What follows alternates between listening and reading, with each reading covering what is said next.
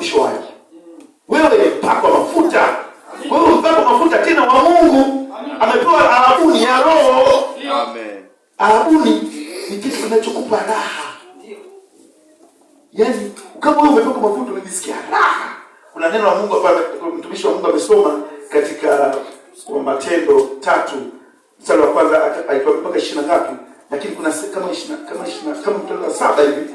Kuna anasema tumepata ile kitu kinachokupa burudani. Yaani kuna kitu kinakupa burudani. Ndio Roho Mtakatifu. Kuna mtu mmoja anasema akaniuliza wakati nasoma, mbona mzee tunatabasamu tu na furaha? Una gani? Kumbe Roho Mtakatifu ana mafuta yanamiminika kila wakati. Amen. Mafuta yakimiminika hautakuwa na shida ya kuwaza vitu vidogo vidogo. Amen. Bwana Yesu asifiwe sana. Amen. Mafuta ya Roho Mtakatifu funika hautawaza vitu vidogo vidogo. Hivi vinakuja wenyewe. Unajua neno la Mungu linasema kwamba msumukieni kwanza ufalme wa Mungu, mambo mengine yanakuja. Kwa wasiopakwa mafuta, hilo ni swala gumu. Ni mzigo.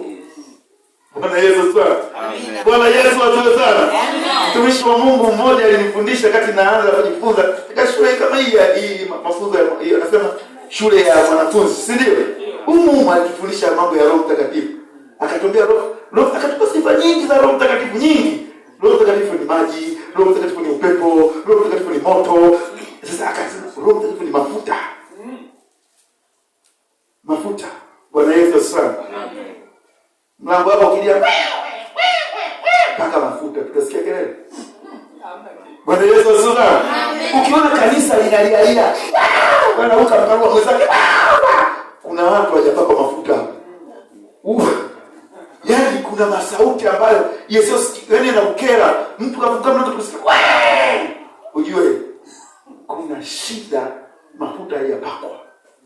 Bwana Yesu asifiwe sana. Amen. Lakini naamini inawezekana wewe tu hujajitambua. Sasa nyingine wewe hujaje kushika hela unaitafuta. Bwana Yesu sana. Amen. Siku moja unashika kitu hiki au unashika naomba mtoto, naomba mwiko unao mwenye mtoto anakushangaa. Mbona una mwiko hapo? Bwana Yesu sana. Amen. Hata kiroho kuna watu wana vitu lakini hawavijui kama nao. Mpaka Mungu anashangaa. Anakusema hivi huyu anahangaika na hili. Kwa nini anahangaika nalo? Ni kwa sababu hajatambua. Mimi hapa nawakumbusha, sio kama mtapaka mafuta, mmepakwa mafuta, lakini nawakumbusha mmepakwa mafuta. Sio kwamba yeye ni kumbukumbu tu. Bwana Yesu asifiwe. Amen. Yeye sio kwamba nyinyi hamjapakwa mafuta, mnayo. Ni kama vile wewe unashika kitu hapo unakisahau kama umekishika.